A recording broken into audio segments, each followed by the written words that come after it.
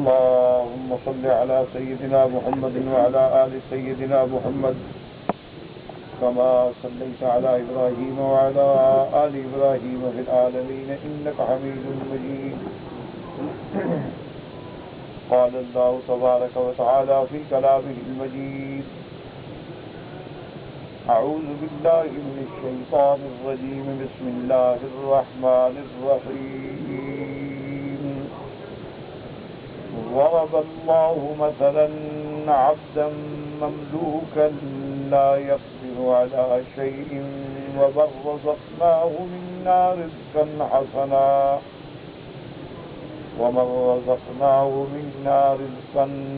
حسنا فهو ينفق منه سرا وجهرا هل يستوون؟ الحمد لله بل أكثرهم لا يعلمون. قال المؤلف والمفسر رحمه الله تعالى: قال لوفي رحمه الله عن ابن عباس رضي الله تعالى عنه: هذا مثل ضربه الله للكافر والمؤمن. اللہ تبارک و تعالیٰ نے قرآن مقدس کی اس آیت میں جو مثالیں بیان فرمائی ہیں، حضرت ابن عباس رضی اللہ تعالیٰ عنہ فرماتے ہیں: ھذا مثل، یہ مثال ہے جو اللہ نے بیان فرمائی ہے کافر اور مومن کے درمیان میں فرق کی، کہ جیسے ایک مومن ہے اور ایک کافر ہے۔ اللہ نے فرمایا کہ جیسے ایک انسان ہے، وہ مملوک ہے، وہ عبد ہے، وہ اس کے ہاتھ میں کچھ، کیونکہ جو عبد ہوتے ہیں ان کی تو ملکیت بھی نہیں ہوتی، ان کی اگر کوئی کمائی ہو تو اس کا مالک بھی مالک ہوتا ہے، وہ نہیں ہوتا۔ اور ایک اس کے مقابلے پہ حر ہے، آزاد ہے، جو اپنی جائیداد کا، اپنے پیسے کا مالک ہے، ہر وقت خیرات کرتا ہے اور خرچ کرتے، برابر ہو سکتے ہیں؟ نہیں ہو سکتے۔ اس کا معنی یہ تھا کہ کیا کوئی کافر اور مومن بھی برابر ہو سکتا ہے؟ نہیں، کہ ایک آدمی اللہ کو ماننے والا ہے، اللہ کی توحید پہ ایمان رکھتا ہے، اور ایک مشرک ہے، کافر ہے، بتوں کا پجاری ہے، کوئی سورج کا پجاری ہے، کوئی آگ کا پجاری ہے، تو وہ کیسے برابر ہو؟ یعنی ایک کھلی ہوئی بات ہے۔ فرماتے ہیں: وَقَذَا قَالَ قَتَادَةُ وَاخْتَارَ ابْنُ جَرِيرٍ فَالْعَبْدُ الْمَمْلُوكُ الَّذِي لَا يَقْدِرُ عَلَى شَيْءٍ مَثَلُ الْكَافِرِ وَالْمَرْزُوقِ وَالرِّزْقُ الْحَسَنُ وَيُنْفِقُ سِرًّا وَجَهْرًا وَهُوَ الْمُؤْمِنُ۔ حضرت ابن جریر رحمۃ اللہ علیہ نے بھی اسی طرح اس قول کو ترجیح دی ہے، اور حضرت قتادہ نے بھی، کہ العبد المملوک ایک غلام ہے، الذی لا یقدر علی شیء، جس کے پلے میں کچھ نہیں، کوئی چیز کی طاقت بھی نہیں رکھتا، یہ کافر کی مثال ہے۔ اور مرزوق والمرزوق والرزق الحسن، جس کو اللہ نے رزق دیا، فہو ینفق منہ سرا وجہرا، اور وہ اللہ کے راستے میں چھپکے سے بھی اور کھل کے بھی خیرات کرتا ہے، وہ مومن کی مثال۔ تو کہاں ایک وہ جو ہر وقت اللہ کے راستے میں خرچ کرے، اور کہاں جو کچھ بھی مل کر نہیں رکھتا۔ تو جیسے یہ عبد مملوک اور عبد حر برابر نہیں ہو سکتے، جیسے غلام اور آقا برابر نہیں ہو سکتے، تو اللہ کے ساتھ مخلوق کو کیسے برابر کر رہے ہو؟ کہ اللہ تبارک و تعالیٰ کے لیے جو عبادات ہیں وہ مخلوق کے لیے سر انجام دے۔ اس کے بعد فرماتے ہیں مفسر: وقال ابن ابی نجیح المجاہد ومثل مضروب للوطن وللحق۔ اور حضرت مجاہد رحمۃ اللہ علیہ فرماتے ہیں کہ یہ مثال ہے کہ ایک بت ہے جس کی تم پوجا کرے، اور ایک خدا ہے، وہ نفع نقصان کا مالک ہے، یہ حرکت بھی نہیں کر سکتا، وہ ہر چیز اس کے ہاتھ میں ہے، یہ اپنی جان بھی نہیں بچا سکتا۔ یعنی اگر آپ اس کو اللہ تبارک و تعالیٰ معاف کرے دھوپ میں رکھ دیں، سائے میں نہیں جاتے، حتیٰ کہ اگر اس پر لوگ عطر لگاتے ہیں اپنے بتوں پر، تو مکھی بیٹھ جائے تو اس کو اڑانے کی بھی طاقت نہیں رکھتا، تو تمہارے نفع نقصان کا مالک کیسے ہو؟ باقی یہ لوگ کہتے ہیں کہ بھائی ہم تو ان کی پوجا نہیں کرتے، یہ تو ایک نمونہ ہے، یہ تو ایک تصویر ہے، یہ تو ایک فوٹو ہے، اصل تو ہم اس کی عبادت کر رہے ہیں جو اللہ والے فوت ہو گئے۔ تو سوال یہ ہے کہ جب اس کی عبادت کر رہے ہیں، کیوں کہ جب ہم اس کے آگے جھکیں گے، اس کو ہم چومیں گے، اس کا احترام کریں گے، تو وہ جس کی تصویر ہے وہ خوش ہو جائے گا، تو جب وہ خوش ہو جائے گا تو ہمارے کام کر دے گا۔ تو جب اس کو تم توڑ پھوڑ دو تو وہ اس کو بچانے کیوں نہیں آتا؟ اگر وہ اس کی عبادت سے خوش ہو جاتا ہے تو اگر آپ ایک بت کو اٹھا کے پھینک دیں، ایک پتھر مار کے توڑ دیں، تو وہ اس کو بچانے نہیں آتا ہے تو تمہاری مدد کرنے کے لیے کیسے آ سکتے؟ تو یہ ایک جہالت ہے جو لوگوں کے دماغ میں بسی ہوئی ہے، اور افسوس تو یہ ہے کہ جو کافر ہیں ان کو تو چھوڑیں، وہ کافر ہیں، جو مشرک ہیں وہ مشرک ہیں، یہودی ہے یہودی ہے، نصرانی ہے نصرانی، ہندو ہے ہندو ہے، سکھ ہے، اس کا تو چھوڑیں، وہ کھلا تو کہتا ہے نا میں کافر ہوں۔ لیکن افسوس ان لوگوں کا ہے کہ کلمہ پڑھتے ہیں، مسلمان ہیں، اور نماز میں اقرار کرتے ہیں کہ ایاک نعبد و ایاک نستعین، لیکن قرآن میں بھی اپنے پیر کا فوٹو رکھا ہوا ہے، گاڑیوں میں بھی اپنے پیر کا فوٹو رکھا ہوا ہے، گھر میں بھی قد آدم فوٹو لگایا ہوا ہے۔ کیوں جی؟ وہ حضرت کے فوٹو پہ پھول ڈالے جا رہے ہیں کہ بس میرے حضرت خوش ہو جائیں۔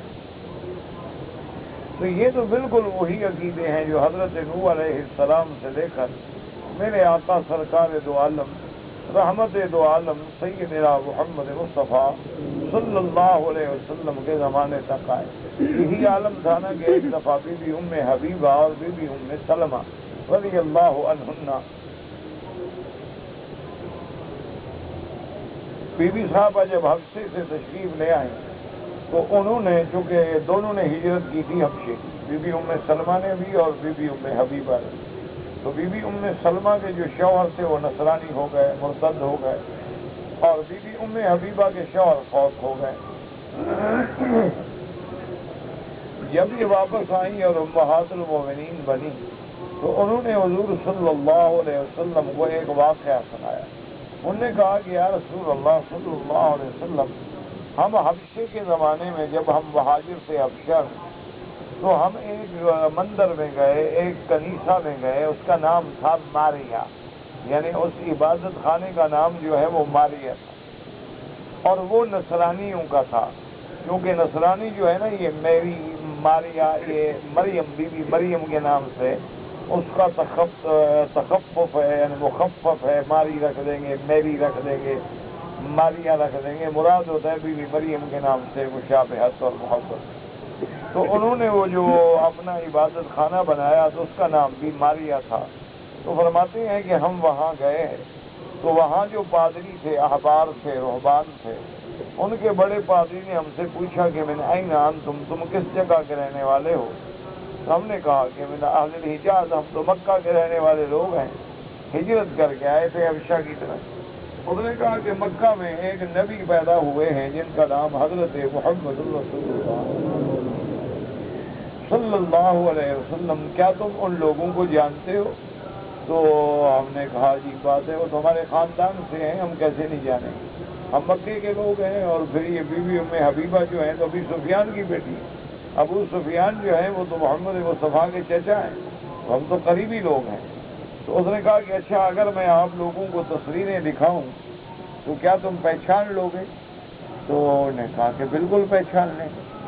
تو بی بی صاحبہ فرماتی ہیں کہ وہ ہمیں ایک خاص کمرے میں لے گیا، اور اس کے بعد اس نے ایک الماری کھولی، تصاویر تھی، ہم نے کہا ان میں تو نہیں ہے۔ پھر اس نے دوسری، تیسری، چوتھی کھولی، ہم نے کہا ان میں بھی نہیں۔ تو اس نے کہا کہ اچھا پھر وقت جو ہمارا ضائع ہوگا، تو پھر اس نے جا کے سب سے آخری جو تھا وہ اس کو کھولا، اور جب اس کو کھولا تو ہم نے کہا ھذا رسول اللہ، یہ محمد مصطفیٰ صلی اللہ علیہ وسلم۔ تو اس نے کہا ہاں تم لوگوں نے ٹھیک پہچانا، واقعی یہی تصویر ہے محمد رسول اللہ کی صلی اللہ علیہ وعلی آلہ وسلم۔ اور ایک روایت میں یہ بھی آتا ہے کہ آپ کے ساتھ جو ہے آپ کی تو بڑی تصویر تھی اور دو تصویریں چھوٹی بھی تھیں، ایک دانے اور ایک بائیں۔ تو انہوں نے کہا کہ ان کو پہچانتے ہو یہ کون ہے؟ ہم نے کہا کہ ہاں یہ ابو بکر ہے اور یہ عمر ہے رضی اللہ تعالیٰ عنہما۔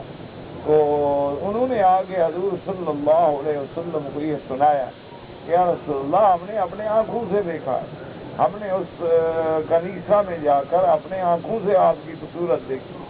حضور نے فرمایا کہ ہاں ان لوگوں کو یہ بیماری تھی کہ اذا مات رجل صالح منہم، کہ جب ان میں کوئی اللہ والا، کوئی نیک آدمی، کوئی بزرگ، کوئی ولی اللہ، کوئی فوت ہو جاتا تو اس کے لیے وہ دو کام کرتے تھے، ایک تو بنو علی قبرہ مسجدہ، ایک تو اس کی مزار کے اوپر مسجد بنا دیتے، اور دوسرا یہ کرتے تھے کہ اس کی صورت اور ایک تصویر اور تمثیل تیار کرتے اور وہ جو ہے وہ بھی وہاں رکھ دیتے۔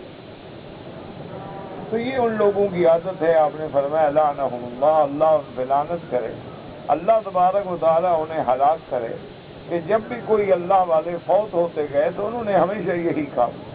اسی لیے آپ نے قرآن میں بھی پڑھا ہے، صحیح سورۃ الکہف کے اندر اصحاب کہف کا جو واقعہ ہے، تو اللہ تبارک و تعالیٰ نے جب ان کو 309 سال متواتر نیند میں رکھا، اس کے بعد بیدار ہوئے، پورا واقعہ سورۃ کہف میں موجود ہے. تو وہاں کے لوگ جو تھے جب وہ آئے اور دیکھا کہ عجیب بات ہے کہ 309 سال گزر جائیں اور اللہ کے بندے صحیح سالم ہوں، اور اس کے بعد پھر ان پہ حقیقی موت آئی، تو انہوں نے کہا لنتخذن علیہم مسجدا، ہم تو ان پہ مسجد بنائیں گے بھائی تاکہ لوگ جو آئیں یہاں عبادت کریں. تو بظاہر تو وہ مسجد بنائی جاتی ہے کہ چلو عبادت اللہ کی کریں گے لیکن ان پہ بھی سلام پڑھ لیں گے. تو بعد میں نتیجہ یہ نکلتا ہے کہ لوگ پھر مسجد کو تو بھول جاتے ہیں، پھر انہی کا سجدہ شروع کر دیں. مسجد میں تو کوئی نہیں جاتا.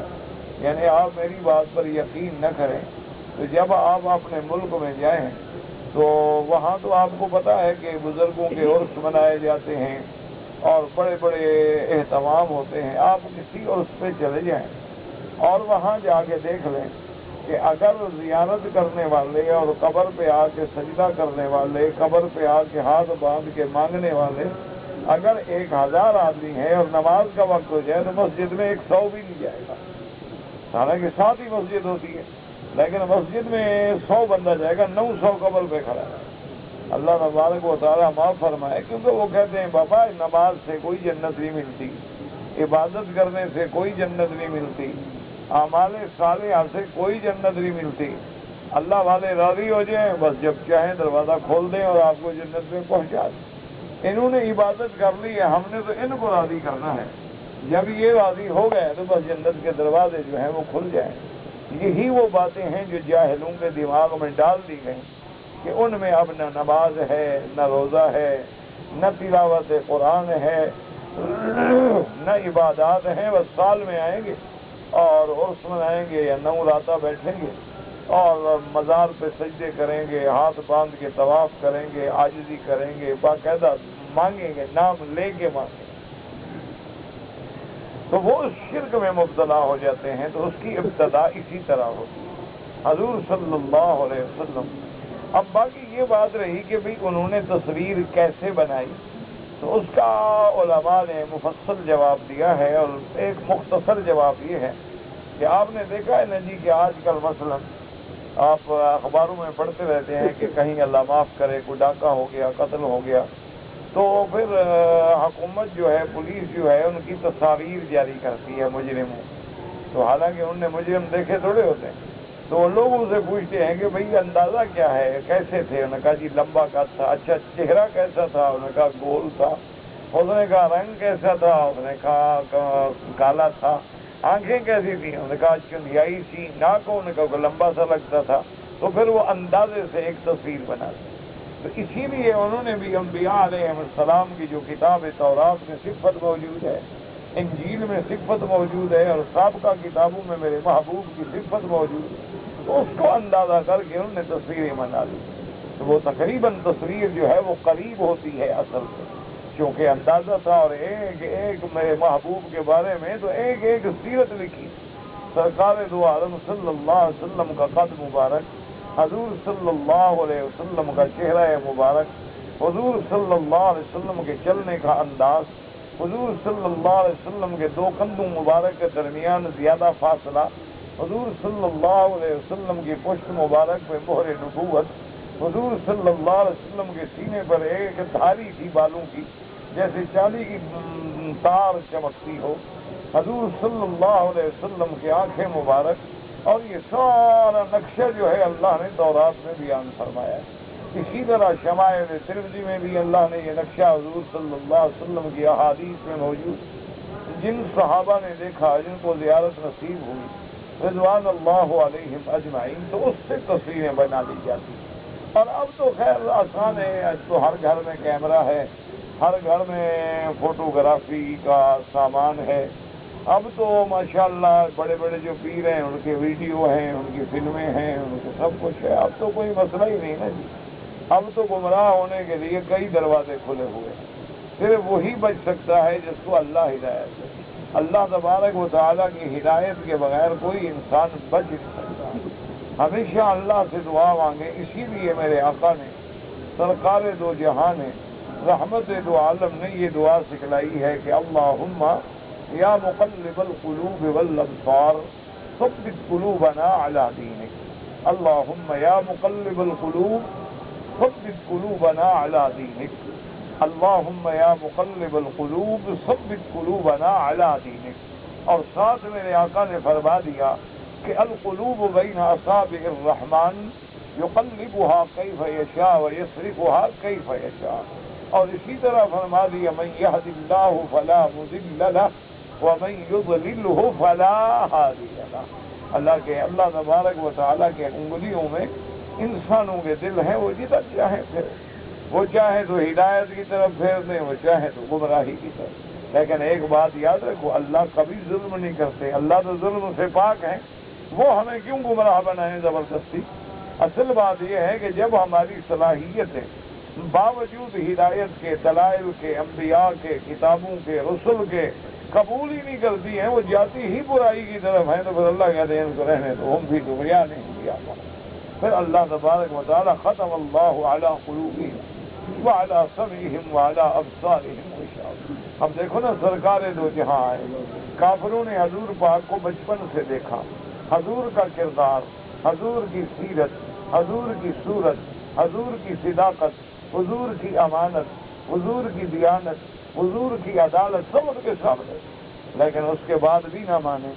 پھر اللہ نے حضور کو معجزات دیے، انہوں نے وہ معجزات بھی اپنی آنکھوں سے دیکھے۔ ہم نے تو قرآن میں پڑھے ہیں نا، ہم نے تو حدیث میں پڑھے ہیں، ان نے تو آنکھوں سے دیکھے ہیں۔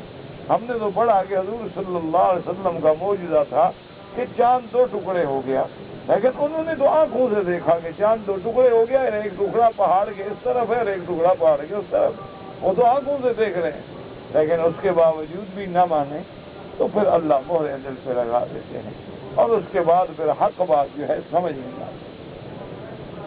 اسی لیے علماء نے لکھا ہے کتابوں میں باقاعدہ،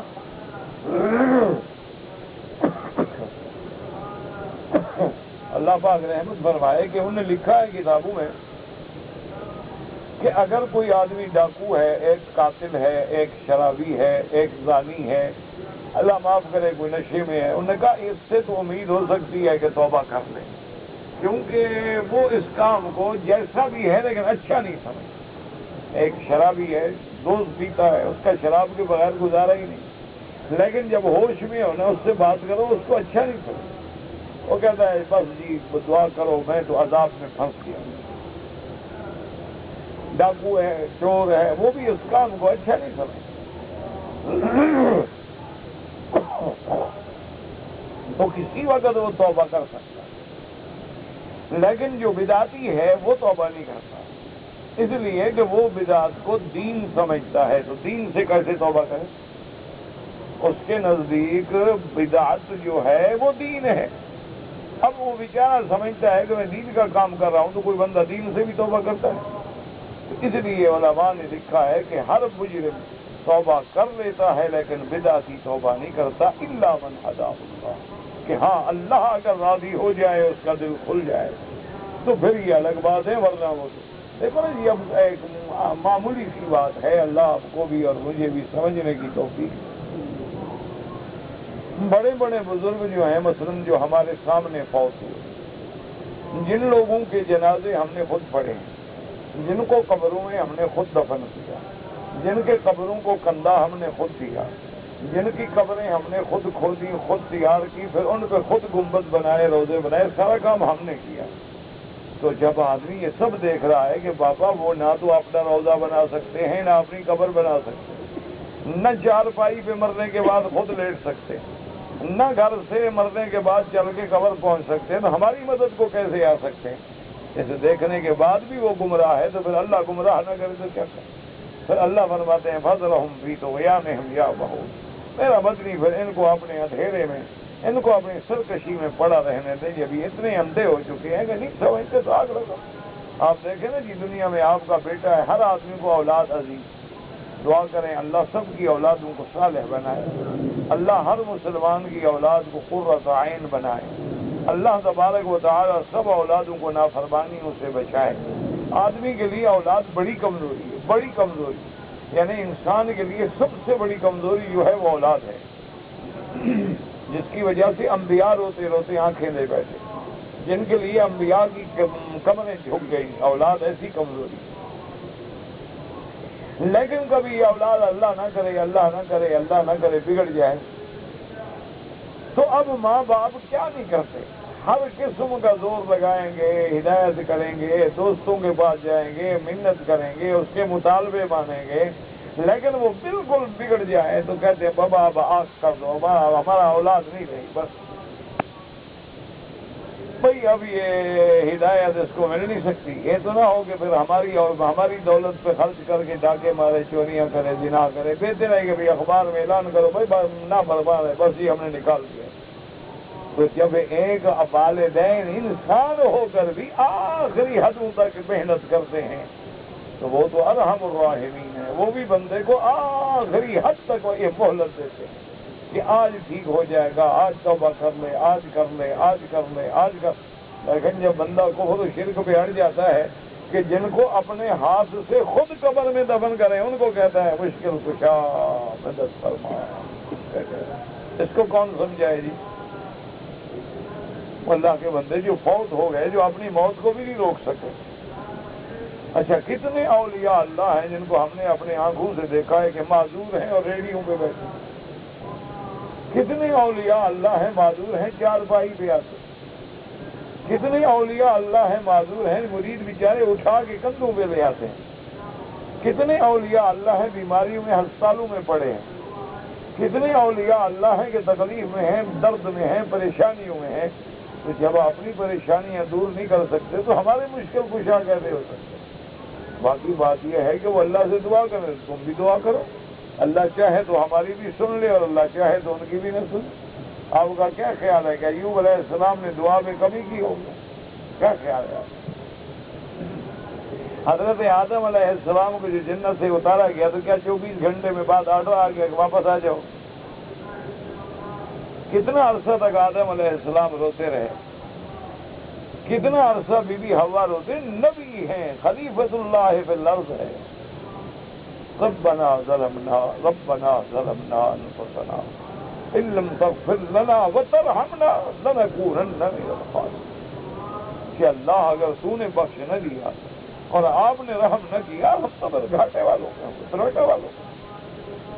سیدنا ایوب علیہ السلام اللہ کے نبی ہیں، لیکن کتنا عرصہ رب انی مسنی الضر وانت ارحم الراحمین، رب انی مسنی الضر وانت ارحم الراحمین۔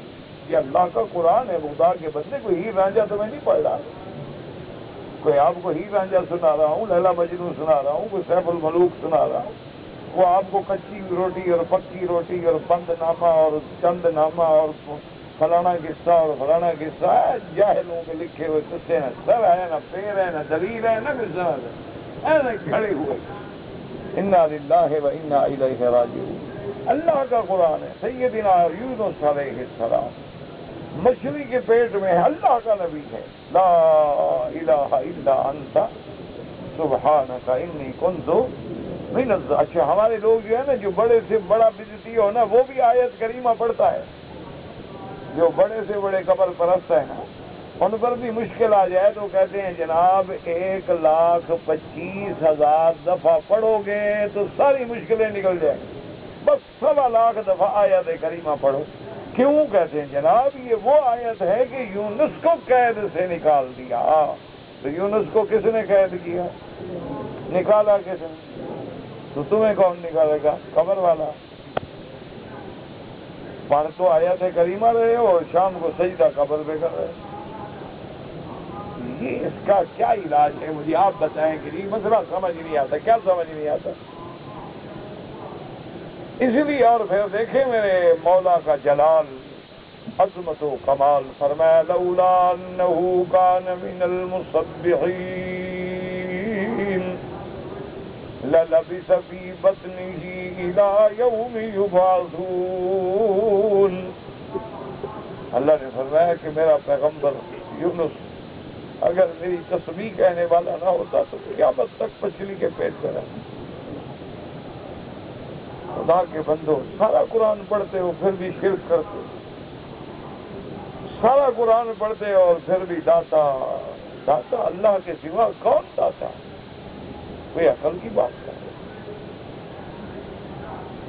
انا للہ و انا الیہ راجعون۔ یا غوث، غوث اللہ کے سوا کون غوث؟ یا غیاث المستغیثین، یا حی یا قیوم برحمتک نستغیث، یا غیاث اغثنا، یا غیاث المستغیثین اغثنا۔ یہ تو اللہ کے اسماء ہیں۔ تم انسانوں کو کہو گے یا غوث، اور پھر غوث اعظم، کچھ چھوٹے غوث ہیں، کچھ بڑے غوث ہیں۔ انا للہ و انا الیہ راجعون۔ اچھا، جن کو تم غوث اعظم کہتے ہیں ان کا نام کیا تھا؟ کس کا عبد تھا وہ؟ اس نے تو اپنا نام غوث اعظم نہیں رکھا، اس کے والدین نے تو ان کا نام غوث اعظم نے تو رکھا ہے عبد القادر، اللہ کا بندہ، قادر کا بندہ۔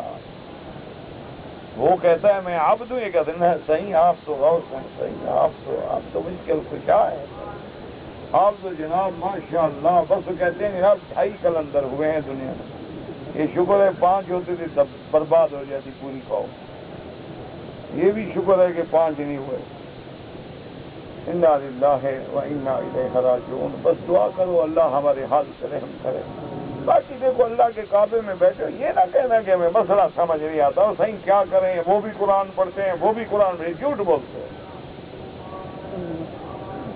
مسئلہ تم بالکل سمجھتے تھے نا، ایمان خدا کے گھر میں بیٹھے سچے دل سے، چھوڑو مولوی مکی کو 2 ٹکے کا آدمی، آپ مجھے بتائیں خدا کے کعبے میں جھوٹ نہ بولو، کون سے بیٹھا جو بندہ نہیں سمجھتا کہ داڑھی مڈانا حرام ہے؟ ایک بندہ خدا کے کعبے میں ہاتھ کھڑا کرے، جی میں نہیں سمجھتا، مجھے مسئلے کا پتہ نہیں داڑھی کا۔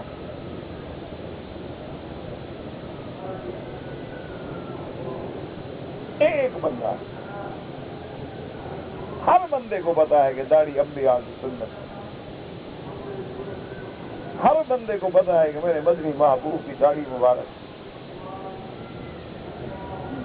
نہ کوئی ہے ایسا آدمی جو یہ جانتا ہو کہ حضور پاک کی داڑھی نہیں تھی؟ تھی حضور کی داڑھی؟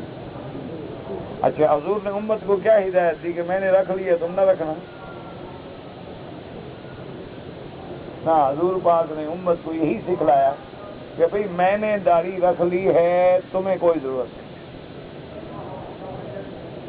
اچھا، اسی طرح کون نہیں جانتا بھلا اب یہ جو آپ کے مرد پینٹ پہنتے ہیں اور لڑکیاں ٹراؤزر پہنتی ہیں اور پتہ نہیں اپنا، آج کل تو انہوں نے ہمیں چڑھانے کے لیے نیا، پتہ ہے آپ کو پتا ہو یا نہ ہو، ہمیں تو پتا ہوتا ہے، یہ ماڈرنائز جو لوگ ہیں نا، ماڈرن لڑکیاں جو ہیں نا، ہماری بیٹیاں ہیں، لڑکی تو لڑکی ہوتی ہے، انہوں نے جو آج کل شلوار نیا فیشن ہے نا، پاجامہ بیل باٹم، اس کا نام رکھا ہے مولوی شلوار۔ مولوی کو چڑھانے کے لیے۔ اچھا، مانا کیا ہوتا ہے کہ اونچی ہو، یعنی ٹخنے سے اونچی ہو، چونکہ مولوی اونچی پہنتا ہے نا بیچارہ ٹخنے سے، تو جب ٹخنے سے اونچی ہوگی تو مولوی پاجامہ، مولوی شلوار۔ تم اپنا نام بیٹی مولوی رکھ لو، ہمیں کیا تکلیف ہے؟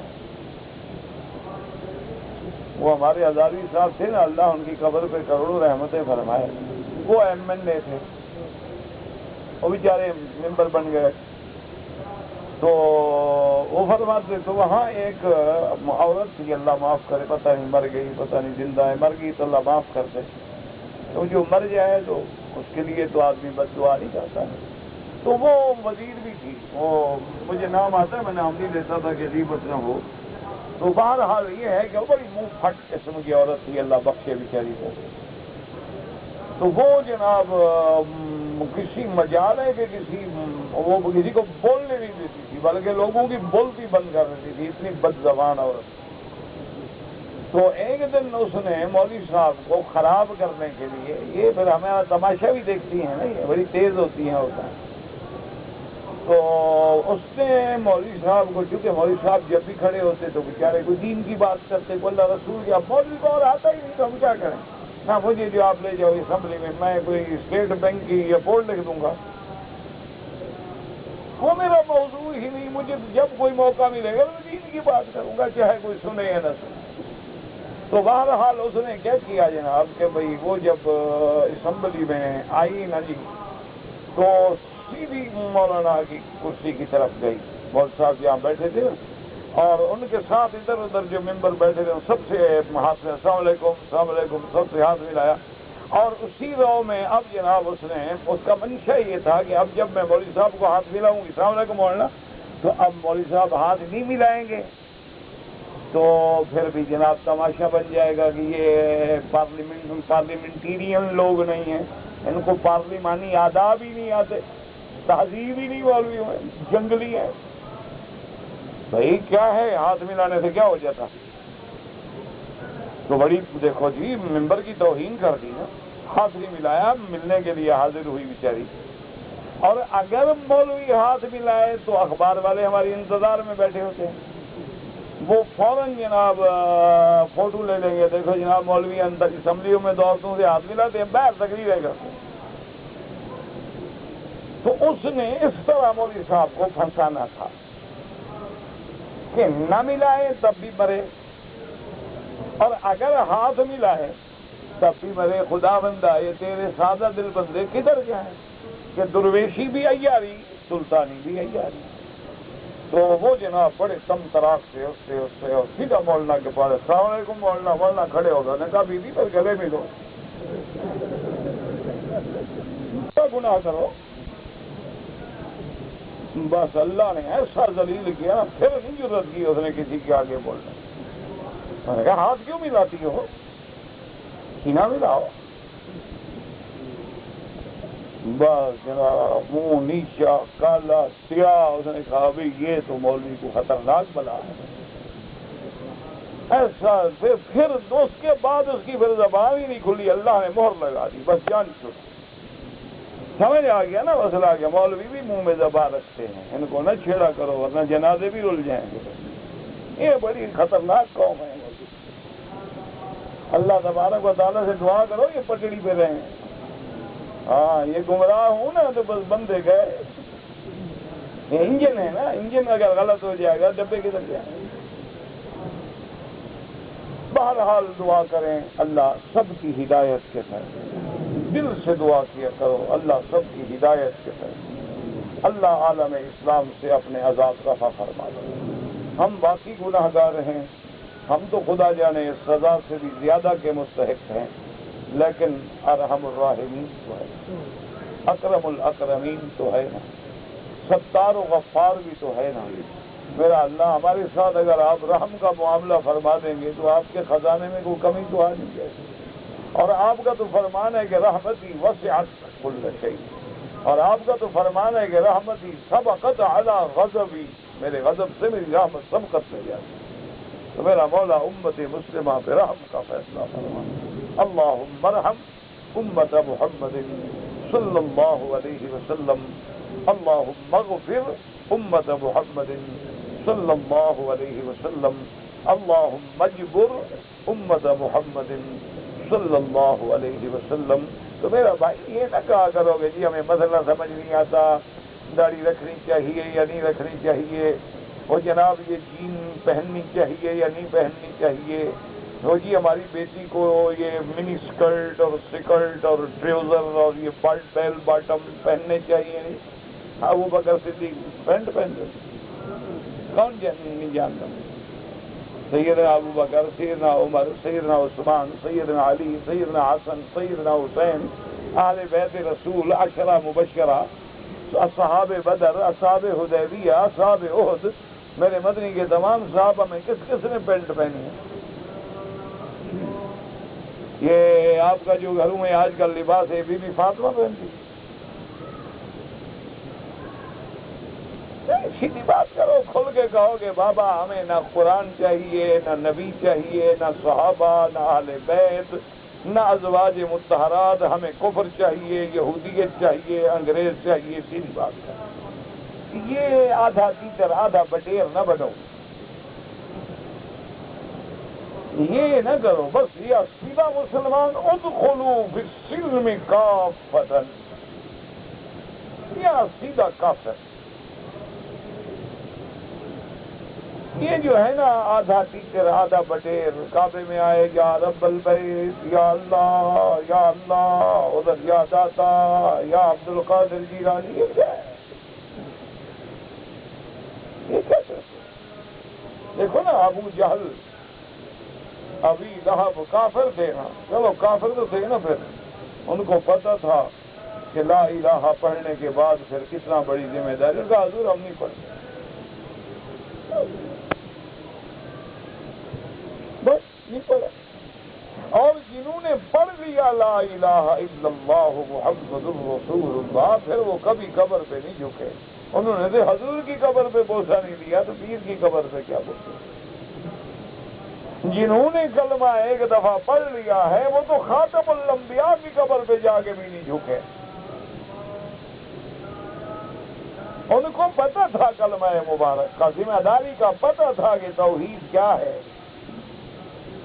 یہ آدھا تیتر آدھا بٹیر کہ نماز بھی پڑھ رہا ہے اور لباس جو ہے انگریزی ہے، نماز پڑھ رہا ہے بال جو ہے انگریزی ہیں، نماز پڑھ رہا ہے اور کلین شیو ہے، نماز بھی پڑھ رہا ہے ماشاء اللہ، اور اس کے فارغ ہونے کے بعد بھی کہہ رہا ہے اللہ میاں داتا صاحب کی وجہ سے بخش دے۔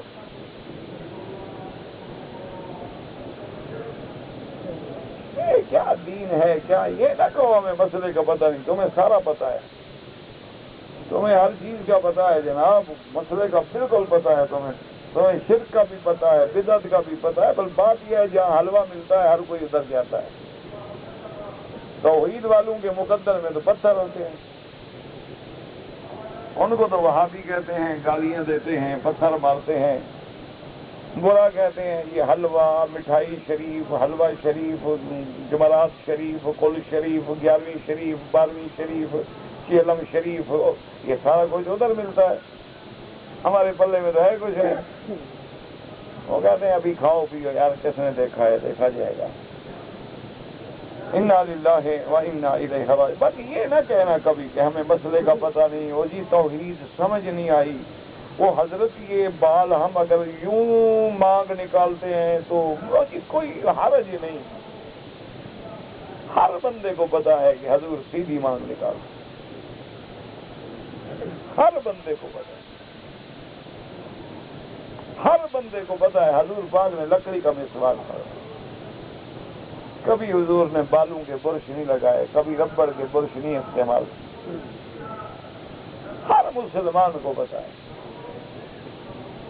ہر مسلمان کو پتا ہے کہ سرکار دو عالم سفر میں حضر میں سرما پہنتے، ہر مسلمان کو پتا ہے کہ سرکار دو جہانی کی چادر باندھتے،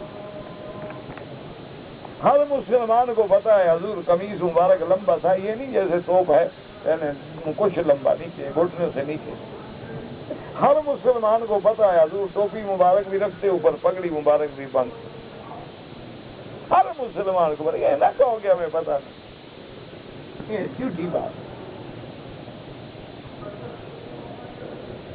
یہ کہو گے جی ہمیں مسئلے کا حضرت پتہ نہیں تھا، عمرے پہ آئے ہیں جناب پتہ نہیں تھا، تو کیا کر رہے ہو؟ عمرے پہ آئے ہو، جب تم عمرے کی نیت سے آئے ہو، تم حج کی نیت سے آئے ہو، تم نے سفر برائے عمرہ کیا ہے، تم نے ہزاروں روپے کا پیکج خریدا، ٹکٹ خریدی، پاسپورٹ بنوائے، ویزا لگائے، سارا پتہ چل گیا، ایک طواف اور صفا مروا دوڑنے کا پتہ نہیں لگا۔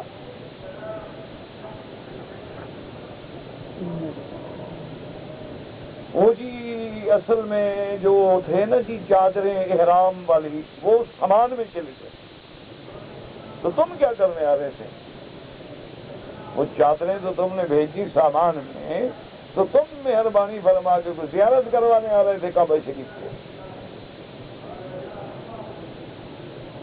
یہ کیوں کہتے ہو؟ بس مانا کیا ہے کہ اللہ کے دین سے رغبت نہیں، دین سے طرف نہیں، محبت نہیں، ورنہ دو مسئلے ہیں کہ جی غسل کرو، دو چادریں باندھو، 2 رکعت پڑھو، لبیک اللہم لبیک، لبیک لا شریک لک لبیک، اس کے بعد مکہ شریف آ جاؤ، 7 چکر طواف لگاؤ، 2 رکعت پڑھو، صفا مروا دوڑو، اس طرح پھر وہ عمرہ ہو گیا۔ کون سا مشکل مسئلہ ہے جی جو تمہیں سمجھ نہیں آیا؟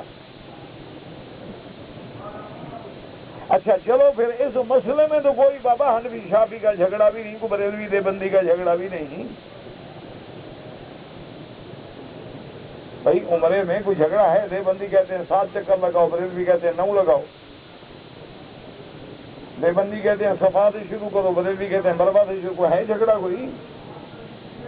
وجہ کیا ہے کہ دین کی غرض ہی نہیں، ایک رونق ہے، ایک پکنک ہے، جا رہے ہیں عمرے، او جاؤ چھوڑو جی مولوی میقات مولویوں نے بنا رکھا ہے، مولویوں کے باپ نے بنایا ہے، محمد مصطفیٰ نے بنایا ہے۔ جب تم میقات پہ اعتراض کرتے ہو، مولوی پہ نہیں ہوتا، وہ محمد الرسول اللہ پہ ہوتا ہے۔ وقت رسول اللہ خمس مواقیتا، حضور پاک نے 5 میقات مقرر کر دیے کہ ان سے باہر سے آنے والا بغیر عمرے کے اندر نہ جائے، اور ان 5 کو ایسے پلکار کے ساتھ کھینچنے پوری دنیا کنٹرول ہو گئی، اس پہ آئے اس کے برابر آئے، احرام کے بغیر نہ گزرے۔ کون نہیں جانتا ہے مسئلہ؟ ایک چھوٹی نماز پڑھ رہے ہیں جی، اور جی اللہ ہو اللہ، اور جی کیسے پڑھے؟ روز 5 دفعہ امام کے پیچھے نہیں پڑھتے؟ کیوں نہیں سیکھتے ہو؟ جب امام کے پیچھے نماز پڑھتے ہو تو امام صاحب سجدہ کتنا لمبا کرتے ہیں، سجدے کے بعد کتنی دیر بیٹھتے ہیں، پھر دوسرے سجدے میں جاتے ہیں، پھر رکوع میں جب جائیں کتنی دیر رکوع کرتے ہیں، پھر رکوع سے سیدھا جب کھڑے ہوں تو کتنی دیر کھڑے؟ 5 دفعہ روز پڑھتے ہو، نماز نہیں سیکھ سکتے؟ تو یہ کیا بات ہے کہ جی پتہ نہیں؟ یہ سارے بہانے ہیں، سیدھی بات ہے، بہانے والی چھوڑ دو۔ اللہ جانتا ہے، اللہ کے آگے دلوں کی باتیں ہیں۔ ایک چھوٹی سی کتاب لے لو نماز کی، ایک چھوٹی سی عمرے کی کتاب لے لو، رات بیٹھ کے 10 دفعہ پڑھ لو، صبح خود تم مولوی ہو، ایک ایک مسئلہ تمہیں یاد ہوگا۔ کون سا مسئلہ ہے جو تمہیں نہیں آتا؟ اچھا چند ایک مسائل ہوتے ہیں، بھی عورت ہے حیض میں ہے، عورت ہے نفاس میں، علماء سے پوچھ لو۔ اچھا کتابوں میں وضاحت لکھی ہوئی ہے، باقاعدہ ہر بات لکھی ہوئی ہے اللہ کی رحمت سے۔ اس کتاب کو 5 دفعہ دہرا لو، جو مسئلہ سمجھ نہ آئے وہاں پنسل سے نشان لگا لو، کسی مولوی سے جا کے پوچھو کہ جی باقی میں نے سمجھ لیا، یہ جگہ سمجھ نہیں آ رہا۔ السلام علیکم، بات ختم ہو۔ تمہارا عمرہ بھی صحیح ہو، تمہارا جرمانہ بھی نہ ہو، دم بھی نہ پڑے، تمہارا طواف بھی صحیح ہو، تمہارا صفا مروا بھی صحیح ہو، اور تمہارا جو سفر کر کے آ رہے ہو وہ حلال ہو تمہارا سفر، کہ 1000 روپے خرچ کیے عمرہ کرنے آئے، احرام، اور جی احرام، پھر اصل میں بات وہ کپڑے بھول گئے تھے، وہ چلے گئے جہاز میں، پھر جب جدے آئے نا جی، پھر وہ گاڑی ملنے میں دیر ہوئی، وہ ٹکٹ میں اور پاسپورٹ لینے میں بڑی پریشانی پہ، ہم نے کہا ٹھیک ہے مکے چلے جائیں گے، پھر مکے شریف آ گئے، پھر دوسرے دن جا کے ہم نے مسجد عائشہ سے عمرہ کر لیا۔ انا للہ و انا الیہ راجعون۔ اور کیا کہتے نہ کوئی ایک مسئلہ مجھے بتاؤ، سچی کہو کہ اس کا جی ہمیں پتہ نہیں، آپ ایمان سے ذرا خدا کے کعبے میں مجھے سیدھی بات بتائیں، تم نے بھی قبر میں جانا ہے، میں نے بھی قبر میں جانا ہے۔ سرکار دو جہاں نے داڑھی رکھی ہے، ہاں جی ٹھیک، صحابہ، اہل بیت، اولیاء اللہ، پیرانے پیر، تو تم کس کے مرید ہو جو منڈوا رہے ہو؟ ایک سیدھی بات کہ بھئی انبیاء کی بھی داڑھی ہے، صحابہ کی بھی داڑھی ہے، تابعین کی بھی داڑھی ہے، تبع تابعین کی بھی داڑھی ہے، محدثین کی بھی داڑھی ہے، فقہاء کی بھی داڑھی ہے، اولیاء اللہ کی بھی داڑھی ہے، حضرت علی حجویری کی بھی داڑھی ہے، حضرت فرید الدین کی بھی داڑھی ہے، حضرت بہاؤالدین زکریا کی بھی داڑھی ہے، حضرت محبوب سبحانی کی بھی داڑھی ہے، نظام الدین اولیاء کی بھی داڑھی ہے، حضرت شری سچتی کی بھی داڑھی ہے، حضرت آپ سلیم چشتی کی بھی داڑھی۔ کوئی ایک مجھے اللہ کا ولی دکھلا دو جو شیو کرتا ہو۔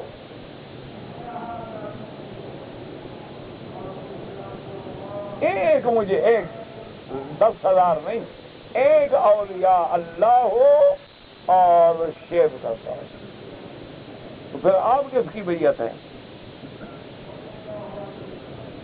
مسئلہ نہیں آتا آپ کو، یہ سمجھ نہیں آیا؟ میں کوئی داڑھی پکڑ کے لگا نہیں دوں گا آپ کو، آپ نہ رکھیں، آپ بیوی کو راضی کریں، نبی کا کیا ہے؟ وہ تو قیامت میں دیکھا جائے گا جی بیوی نہیں مانتی، یا موجودہ فیشن کا تقاضا یہ تھا۔ سیدھی بات کرو کہ آپ نے کس کا کلمہ پڑھا؟ اگر کلمہ ہے محمد الرسول اللہ تو محمد الرسول اللہ کی شکل بنانی ہو۔ چلے بہانے او جی فرض ہے، جی واجب ہے، اور جی سنت ہے، اچھا جی سنت مؤکدہ ہے، اگر جناب ہم داڑھی منڈائیں تو گناہ صغیرہ ہے، یہ مسئلے تو بڑے جانتے ہو تو جناب پہلی دفعہ منڈاؤ تو صغیرہ ہے، دوبارہ منڈاؤ تو کبیرہ ہے، اتنا گناہ ہے جتنا زنا کا گناہ ہے، جتنا قتل کا گناہ ہے۔ ایک دفعہ صغیرہ ہوتا ہے نا، پھر صغیرہ جب دوبارہ کیا جائے صغیرہ نہیں ہوتا۔ لا صغیرۃ مع الاصرار، جب صغیرہ بار بار کرو گے تو کبیرہ بن جائے گا۔ اور ایک بات یاد رکھو، ایک ہوتا ہے مرتکب کبیرہ، وہ فاسق ہے، ایک ہے مرتکب کبیرہ کہ اس گناہ کو علن اعلان کرتا ہے تو وہ فاجر ہے۔ اب تمہاری مرضی ہے جناب، نہ مولوی مکی کی داڑھی ہے، نہ میرا حکم ہے، نہ میرا کہنا ہے، نہ میری وجہ سے رکھو۔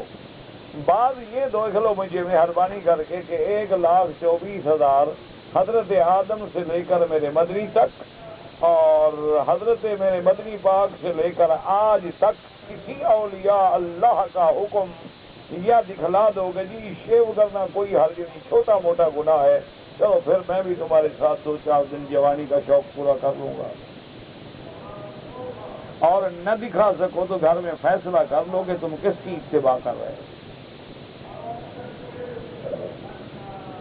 باقی یہ کہنا جی مسئلے کا پتہ نہیں جی، ایک مولوی کچھ کہتا ہے جی، ایک مولوی جی کچھ کہتا ہے۔ کوئی مولوی کہتا ہے نماز نہ پڑھو، کسی مولوی نے آپ کو کہا ہے رمضان کے روزے نہ رکھا کرو، کسی مولوی نے آپ سے کہا ہے کہ اللہ پیسے دے تو زکوٰۃ نہ دیا کرو، کسی مولوی نے آپ سے کہا ہے کہ صاحب دولت ہو تو حج پہ نہ جانا، کسی مولوی نے آپ کو کہا ہے کہ مغرب کی نماز 3 رکعات کے بجائے 4 ہے، تو جس میں مولوی اکٹھے ہیں وہ باتیں تو مان لو نا، جن میں جھگڑا ہے وہ میرے گلے میں ڈال دو، جو متفق ہیں وہ تم عمل کرو۔ اور یہ بہانہ بازی نہ کرو کہ ہمیں مسئلے کا پتہ نہیں اور مولوی یہ کہ سیدھی سی بات۔ اس لیے اب آپ دیکھیں تو اللہ کیا فرماتے ہیں، فرمایا حل یستوون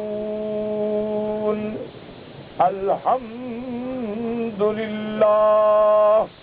فہل یستوی ھذا وھذا، کیا مومن اور کافر برابر ہے؟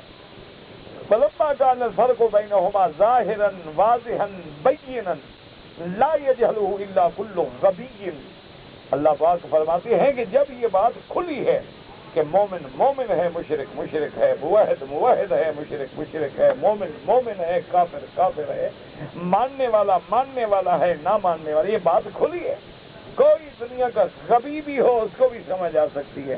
اس لیے اللہ نے فرمایا الحمدللہ، اللہ کا کروڑ شکر ہے کہ بات واضح ہو گئی، لیکن پھر بھی نہ مانو، بل اکثرہم لا یعلمون، واللہ تعالی اعلم۔ سوال بہت کٹھے ہو گئے، اللہ کرے کہ پورے ہو جائیں۔ نماز میں حضور کا خیال آئے اور کسی جانور کا خیال آئے، تمہیں یہی صرف ایک مسئلہ ملا ہے اس کتاب میں، اور کوئی نہیں ملا؟ ہاں جی، یعنی پورا باغ میں جا کر پھولوں کے بجائے نظر تمہیں کانٹے پہ پڑی۔ اب اگر تم جاہل ہو تو مولانا کا قصور تو کوئی نہیں۔ ایک بات یاد رکھو، دیکھو نا ہم نماز پڑھ رہے ہیں، ایک عام آدمی گزر جائے تو خیال نہیں بھٹکے گا، لیکن بادشاہ گزرے تو اگر حضور کا خیال آئے تو ہو سکتا ہے کہ اللہ سے خیال ٹوٹ جائے۔ جانور کے خیال سے تو خیال نہیں ٹوٹتا، خدا کو چھوڑ کے کون جانور کا فکر کرے گا، لیکن حضور کی ذات اتنی بلند ہے کہ کہیں حضور کی محبت میں وہاں کھو جائے اور اللہ سے کٹ جائے تو نماز نہیں ہوگی۔ مسئلہ سمجھانے کا معنی یہ تھا، تمہارے دماغ میں بغض بھرا ہو تو ہم کیا کریں؟ غیب کی باتوں کا جیسا علم جو ہے حضور کو اللہ نے سب کو دیا ہے۔ مرغی کو کون سکھاتا ہے؟ انڈے سے جب بچہ نکلتا ہے کون سکھاتا ہے؟ ایک مثال ہے، یہ نہیں کہ جیسا، یہ عبارتیں تم بناتے ہو۔ سب سے زیادہ علم انسانوں کا ہے، ان سب سے زیادہ علم پیغمبروں کا ہے، پھر سب سے زیادہ علم رسولوں کا ہے، پھر سب سے زیادہ علم محمد مصطفیٰ کا ہے۔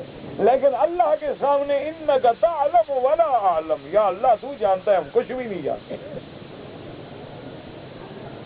اگر کسی نے وصیت کی ہے اس کا عمرہ کریں، ورنہ اپنا کریں، اس کے لیے دعا کریں۔ جو عورتیں نقاب لگا کے عمرہ کرتی ہیں، نقاب لگانا منع ہے۔ کپڑا ایسے انداز میں آگے لٹکا لیں جس کو ہم اپنی زبان میں کہتے ہیں نا گھونگھٹ نکالنا، کہ بھی چادر کو کھینچ لو، آگے بھی رہے اور منہ کو بھی نہ لگے۔ نماز میں برے برے خیال آتے ہیں، کوئی بات نہیں، برے برے خیال نماز میں آئے تو یہ اچھی بات ہے، یہ تمہارے ایمان کی علامت ہے۔ ایمان ہے تو شیطان چوری کرنے آ رہا ہے، اگر اندر ہی خالی ہو تو پھر کیا خیال آئیں گے؟ تو اس لیے یہ تو اچھی بات ہے، بری بات ہے ہی نہیں۔ لوگ کہتے ہیں کہ جادو ہے اور دل میرا گھٹتا ہے بڑھتا ہے، تو ڈاکٹروں کا علاج کراؤ، ایسے چکروں میں نہ پڑو۔ کوئی جادو شادو، یہ سارے جادو مسلمانوں کے لیے ہیں، یہودیوں پہ بھی جادو نہیں ہوتے، کافروں پہ بھی نہیں ہوتے، انگریزوں پہ بھی نہیں ہوتے۔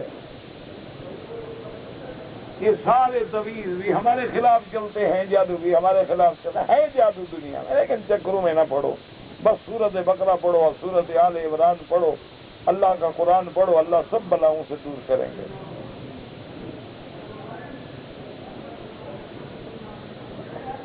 کہتا ہے جی کہ اگر امام کا نماز پڑھاتے وضو ٹوٹ جائے تو حدیث مبارک میں ہے کہ امام اپنے مقتدی کو امام بنا دے۔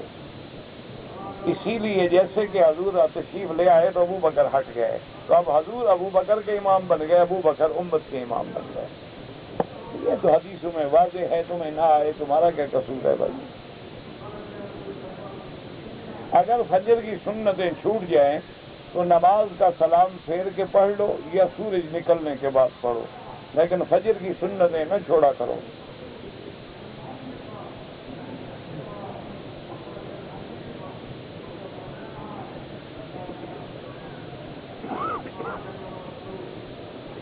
میں نے قسم کھایا تھا کہ میری بہن کا شادی میرے دوست کو دو، ماں باپ نے دوسری جگہ کر دیا۔ اچھا کیا، ماں باپ مالک ہیں، تم کیا جی لگتے ہو؟ جب ماں باپ زندہ ہیں تو بہن بھائی کا کیا مطلب؟ تم یعنی باپ سے بھی اب بڑے ہو گئے، باقی تمہارا قسم ٹوٹ گیا، 10 مسکینوں کو 2 دفعہ کھانا کھلاؤ۔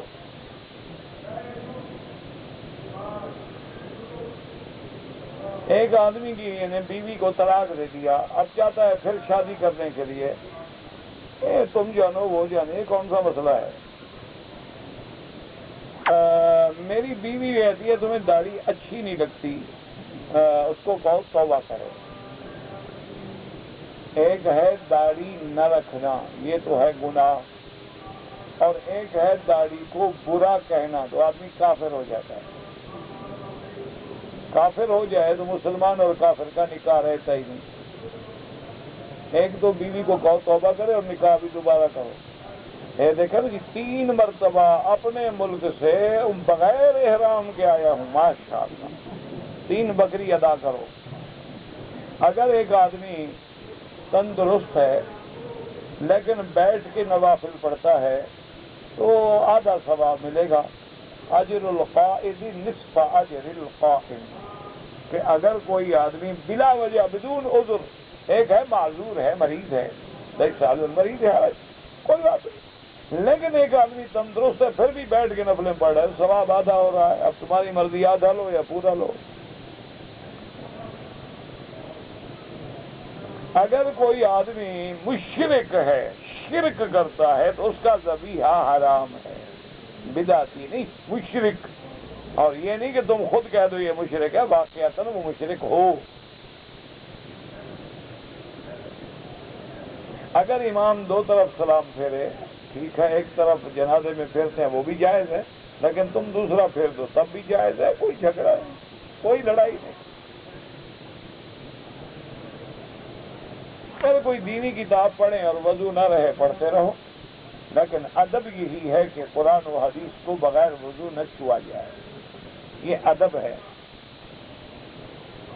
عورت نماز جنازہ پڑھ سکتی ہے، بالکل پڑھ سکتی ہے، ورنہ عورت مر جائے تو ہم کیوں پڑھیں؟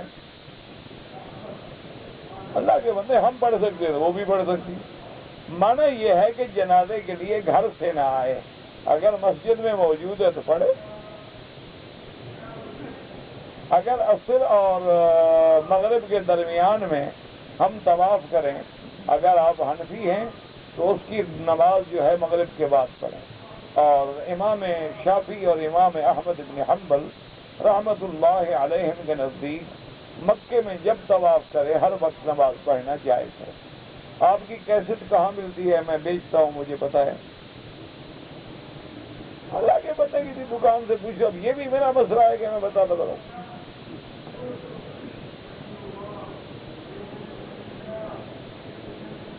بادشاہ کون تھا اور بت توڑا تھا، وہ کون تھا؟ ابراہیم علیہ السلام۔ کچھ قصہ ابراہیم اٹھا کے دیکھ لو، قصص الانبیاء کی کیسٹ لے کے قصہ ابراہیم سن لو۔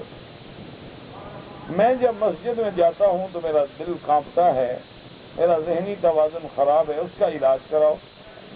ذہنی توازن خراب ہے تو کسی اچھے ڈاکٹر کے پاس جاؤ اور اس سے علاج کرو۔ ایک ہے اللہ کی خوف اور ہیبت، تو یہ اچھی بات ہے، یہ تو اچھی بات ہے کہ اللہ کے گھر میں آ کے آدمی پر خوف اور خشیت طاری ہوتی ہے۔ ایک ہے کہ تمہارا کہتا ہے کہ ذہن لگتا ہے، ذہن خراب ہو جاتا ہے، حمام کی شکایت ہو جائے، یہ بیماری ہے حضرت۔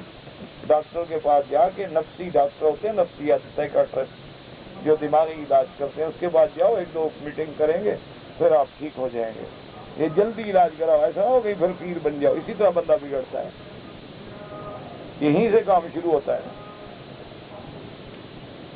میدا خراب ہوا، 2-3 دن خواب دیکھا، پھر پیر بن گیا۔ میں کہا میں نے حضرت دیکھا اڑتا جا رہا ہوں، بس لوگوں نے کہا سبحان اللہ۔ یہ آدمی سے اصل میدا خراب ہو نا تو آدمی اڑتا رہتا ہے، ویسے بھی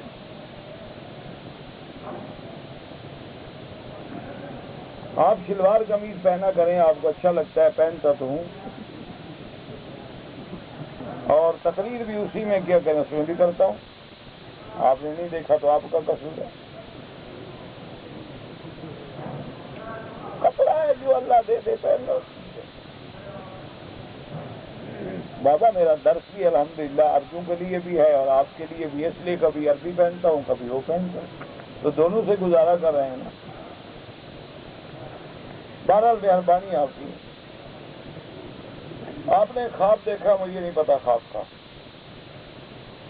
اگر حق المہر جو مقرر ہے میری بیوی کا، اتنا میں سونا اس کو دے دوں، سونا دو، چاندی دو، ادا تو کرو، مسئلے نہ پوچھتے رہو۔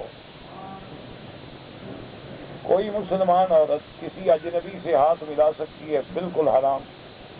دیکھ نہیں سکتی تو ہاتھ کیسے ملائے گی؟ عورت اگر عورتوں کو نماز پڑھاتی ہے کوئی بات نہیں، گناہ کبیرہ ہے، مسجد میں آگے نہ چلیں، بالکل ٹھیک ہے، لیکن یہ ہے کہ اگر مجبوری ہے تو سجدے کی جگہ پہ نہ گزریں، تھوڑا دور ہو کے گزریں۔ کہتا ہے جی مغرب کی اذان کے بعد کیونکہ یہاں وقت ہوتا ہے تو اس لیے لوگ 2 رکعت پڑھ لیتے ہیں۔ احناف کے نزدیک افضل یہ ہے کہ جو ہی اذان ختم ہو تو فوراً مغرب کی نماز کھڑی کر دی جائے، کیونکہ یہ ملائکہ کے جانے کا وقت ہے، وہ جب جائیں تو ہمیں فرض نماز کی رپورٹ دیں اللہ کو۔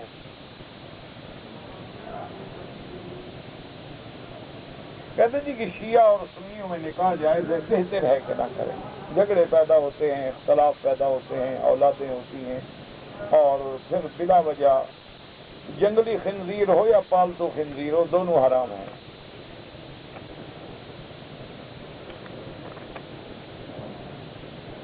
نماز کے وقت ٹوپی رکھو یا سر پہ پگڑی باندھو ضروری ہے، ہاں کپڑا نہیں ہے تو سر ننگا بھی نماز جائز ہے، لیکن اگر اللہ نے دیا ہے تو ادب سے پڑھو، پورے خضوع زینتکم عند کل مسجد۔ اور مجھے آج تک ایک حدیث بھی نہیں ملی کہ حضور پاک نے سر ننگا ہو کے نماز پڑھائی الا فی الاحرام۔ اگر ہو تو مجھے حدیث پڑھا دیں، آمنا اور صدقنا آنکھوں پہ۔ پیشاب سے فارغ ہوں یا بول و براز سے، جب حمام سے باہر نکلیں تو الحمدللہ الذی اذهب عني الاذى غفرانک، یہ دعا کہو۔ نہ آئے اللہ تیرا شکر ہے کہ تو نے اس عذاب سے بچا لیا، ورنہ یہ گندگی رک جاتی تو کیا ہوتا۔ اگر ہم سنتیں 4 ظہر والی پڑھ رہے تھے، 2 رکعت پہ نماز کھڑی ہو گئی، آپ 2 پہ سلام پھیر دیں، جماعت میں مل جائیں، بعد میں وہ پوری کر لیں، کوئی جھگڑا مسئلہ نہیں۔ کونڈے بدعات ہیں۔ اعتکاف رمضان کے علاوہ جب کوئی چاہے نفلی اعتکاف بیٹھ سکتا ہے، یہ عمرے کا مسئلہ پہلے بیان کر چکا ہوں۔ اگر بیوی اپنا مہر خامد کو بخش دے اس کی مرضی۔ لوگ یہاں 2 سال گزارتے ہیں اور بیوی نہیں ہوتی، تو کوشش کرو کہ بیوی سے زیادہ جدا نہ رہو، لیکن اگر دونوں راضی ہیں، مجبوری ہے، بچوں کے لیے کمانا ہے اور بیوی کی عزت بھی محفوظ ہے، تو پھر کوئی حرج نہیں۔ اگر ایک آدمی اپنی بیوی کو ماں کہے حرام ہو جائے گی، اس کا کفارہ ادا کرے، پھر حلال ہوگی۔ میدان حشر کہاں ہوگا؟ شام میں۔